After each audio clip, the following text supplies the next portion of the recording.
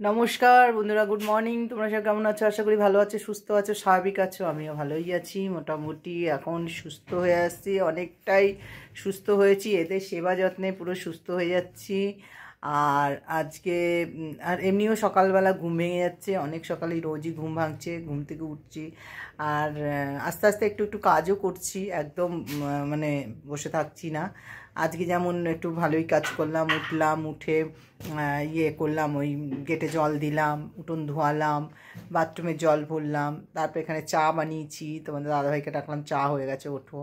তারপরে চাল ধুলাম, চাল ধুয়ে টুয়ে ওখানে যেহেতু হাঁড়িটা ভারী, দাদাভাই এনেই নিয়ে আসলো। তারপরে ভাত বসালাম। তারপরে এখানে মেয়ের টিফিন যাবে বলে আলু ছুলছিলাম, চুলতে চলতে এমন ভূমিকম্পন হলো, আমি তো টেরই পাইনি। যাই হোক, চেয়ারে বসেছিলাম, কাজ করছিলাম, 10টা নয়। আর আমার ছোটো মেয়ে ওই ঘর থেকে ছুটে এসছে, বাইরে চলো বাইরে চলো, ভূমিকম্প হচ্ছে এরকম। ছোটো মেয়ে বড় মেয়ে দুজনেই ছুটে এসছে, আর আমি তো অতটা টেরই পাইনি। তারপরে সঙ্গে সঙ্গে গিয়ে ট্যাঙ্কির জলটার মধ্যে ইয়ে করলাম, দেখছি ট্যাঙ্কির জলটা ভীষণ কাঁপছে, বোতলের জলগুলো কাঁপছিল, পাখা ইয়ে করছিল, নড়ছিল। তা যাই হোক, ওই হলো, টের পেলাম না। তারপরেই মানে সঙ্গে সঙ্গে সব খবর আরম্ভ হয়ে গেল যে ভূমিকম্পন হয়েছে, এরকম হয়েছে। যাই হোক, আর এখন এই যে ভাত টাত হয়ে গেছে, সব হয়ে গেছে, এই বসেই আলুটাও পুরো কাটা হয়ে গেল। স্নান টান করে চলে এসে এখন যাই, পাটা একটু পরিষ্কার করতে হবে, মলম লাগাতে হবে। চলো, ভাতটা হয়ে গেছে, এখানে একটু আলু ভাজাও বসিয়ে দিয়েছি। এই দাঁড়িয়ে দাঁড়িয়ে করছি, কি করব। ওই মেয়েটাও ওই পুজো দিল, এবার একটু এই আলু ভাজাটার মধ্যে একটু পেঁয়াজ আর কাঁচা লঙ্কা দিয়ে দিলাম। এটা দিয়ে ভাত খেতে, রুটি খেতে খুব সুন্দর লাগে, সত্যি খুব ভালো লাগে খেতে। দিয়ে দিলাম, হোক আস্তে আস্তে, আমি পারছি না।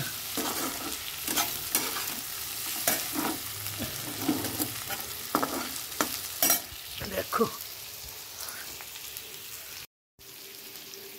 আলু ভাজাটাও হয়ে এলো। আলু ভাজাটা হলে একটু, যাই হোক, ভাত হোক রুটি হোক সবই আছে, যে কোনো একটা জিনিস খাবো, খেয়ে আবার ওষুধটা খেতে হবে। এখন এই পাটা পরিষ্কার করা হলো, গরম জল দিয়ে ভালো করে পরিষ্কার করে মলম লাগিয়ে দিল, তোমাদের দাদাভাই দিল। এখানটায় জল খাওয়ারে ভাত নিয়ে নিলাম, আমার ছোটো মেয়ের, মাছ ভাজা, আলু সেদ্ধ, ভাত, আর এখানে যে আলু ভাজা হয়ে গেছে ওটাও নেব।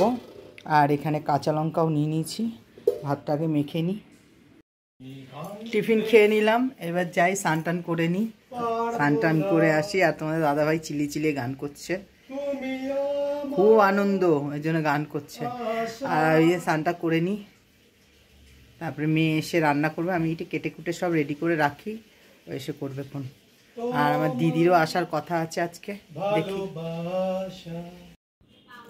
হয়ে গেল, স্নান টান সব করে নিলাম, একদম কমপ্লিট। এবার কাটাকাটি করি সব, পেঁয়াজ কাটবো, পেঁয়াজ কলি কাটবো, মূলো কাটবো, সব। আবার দিকে চিকেনও এসে গেছে, মাছও হবে, সবই হবে, সব রেডি করি কেটে কেটে। এখানে দেখো, এই যে মূলো, শিম, পেঁয়াজকলি, আলু নিয়ে নিয়েছি, কেটে নিয়ে এগুলো সব। এই যে চিকেনটা ধুয়ে এখানে রাখা হয়েছে, আর ওইদিকে ছোটো মেয়ে রান্না করছে, এটা এখন এখানে রাখা হচ্ছে। আর ওইদিকে চলো দেখাচ্ছি, এখানে পেঁয়াজ কেটে দিয়েছি, আর এদিকে রসুন ছাড়িয়ে দিয়েছি, ওই মশলা করছে দেখো, শিলে বাটছে। আর এদিকে মাছ ভাজা হয়ে গেছে, আর এই দিকটায় সবজিগুলো করা হয়েছে, মাছের ঝোল হবে আর চিকেন হবে। দেখো চিকেনটা হচ্ছে, করে নিলাম, আর এদিকে মাছের ঝোলও করে নিয়ে নিয়েছে মেয়ে, আর চিকেনটাও হয়ে গেছে। এবার নামিয়ে ফেলছি, চিকেনটা আমি বানিয়ে ফেললাম, কারণ ওর অনেক খাটনি হয়ে যাচ্ছে ছোটো মেয়ের। দেখো এখানে চিকেনটা এটা আমি করেছি, আর এদিকে মাছের ঝোলটা মেয়ে করেছে।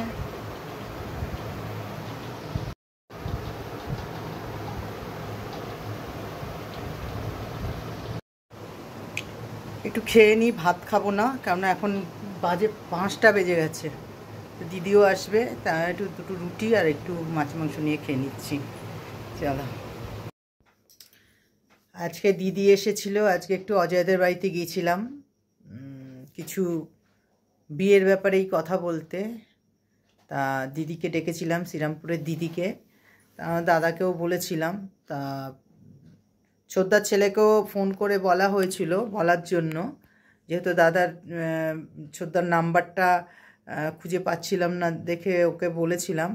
তা যাই হোক, আমাদের কর্তব্য আমরা করতে গিয়েছিলাম, তা জানাতে চেয়েছি, কিন্তু ছেলে বলল আমি বাইরে আছি, তা বাড়ি গিয়ে ফোন করবো, যে ফোন করেনি। তা আমরাও আর ফোনটা করিনি, কেননা আমাদের কর্তব্য আমি করেছি। আর আমার বরই ফোন করেছিল। আর মেজদাকেও জানানো হয়েছে, মেজদা যেহেতু একটু শরীর খারাপ আসতে পারেনি, আর বৌদি একটু আমার দাদার মেয়ের ইয়েতে গিয়েছিল, পরীক্ষা ছিল, গেছিল। তা মেজো বৌদি বলছিল যে আগের থেকে যদি জানতাম তাহলে যেতাম, বললাম না, জানিয়ে দিলাম, একটা শুভ কাজের ব্যাপারে যাওয়া তো, ওই জন্য আমার কর্তব্য আমি জানালাম। তা যাই হোক, ওরা বলে উনি ফোনও করেনি, আমিও আর করিনি। তা দিদি এসেছে, দিদি অত পায়ের যন্ত্রণা নিয়ে এসেছে, গিয়েছিলাম ওখানে। আর আমি সেরকম কিছু ডাকিনি, যেহেতু একটা কথা বলতে গেছি, তার জন্য কারোকে ডাকা হয়নি। তা ওই যেহেতু দিদি বড়, আমার এখন বাবা মা নেই, বাড়িতেও সেরকম শ্বশুর শাশুড়ি কেউ গার্জিয়ান সেরকম নেই, ওই জন্য আমার কর্তব্য, আমার বরের কর্তব্য করেছিল।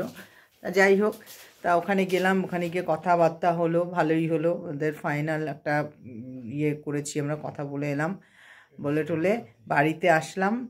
এসে তারা মিষ্টি খাইনি, মিষ্টিগুলো আবার দিয়ে দিয়েছে সব অজয়দের বাড়ির থেকে। তা এখানে যাই হোক, এবার বসেছি, তোমাদের দাদা ভাইয়ের আমি দেখো খেতে বসেছি, মেয়েরা খেয়ে ওই ঘরে চলে গেছে, এই দিকটা অন্ধকার পড়ছে, খেতে বসে গেছি। আর এই যে খাবার দেখো, তা এখানে খাবার নিয়ে নিয়েছি, রুটি। তা আজকে একটু ব্যথাটা হচ্ছে পায়ে, আবার একটু মনে হয় ঝাঁকুনি লেগেছে মনে হয়, ওর জন্য জানি না, আমাকে অজয় দিয়ে গেছে গাড়ি করে যদিও। তা যাই হোক, দেখো খাবারটা কী খাচ্ছি, দেখো রুটি, সে আলু ভাজা করেছিলাম, আর এই যে চিকেন করেছি। আর আমার বর মাছ খায়নি, দুপুরবেলা মাছ আছে, এখানে ডাল আছে, ভাত নিয়েছে, মাংস নিয়েছে, রুটি নিয়েছে, আজকের 2 রকমের খাবার। আর এই যে মিষ্টি, মিষ্টি মোটামুটি তুমি খেয়েছো? হ্যাঁ, আমিও একটা কালাকাত খেয়েছি। যাই হোক, এই যে আমাদের খাবার, খেতে বসে যাচ্ছি, চলো। আর এসে থেকে রিলস বানিয়েছি, প্রচুর রিলসের জন্য, দেখো কাপড়টাও ছাড়া হয়নি এখনও, অনেক রিলস বানিয়েছি। তা চলো, আমার ভিডিওটা এখানেই শেষ করছি। যদি কিছু ভালো লাগে একটা লাইক করো, কমেন্ট করো, শেয়ার করো।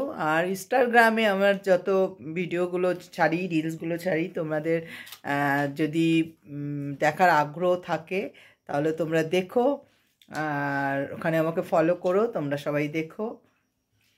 আর চলো, আমার ভিডিওটা এখানেই শেষ করছি। যদি কিছু ভালো লাগে একটা লাইক করো, কমেন্ট করো, শেয়ার করে দিও। সবাই ভালো থাকো, সুস্থ থাকো।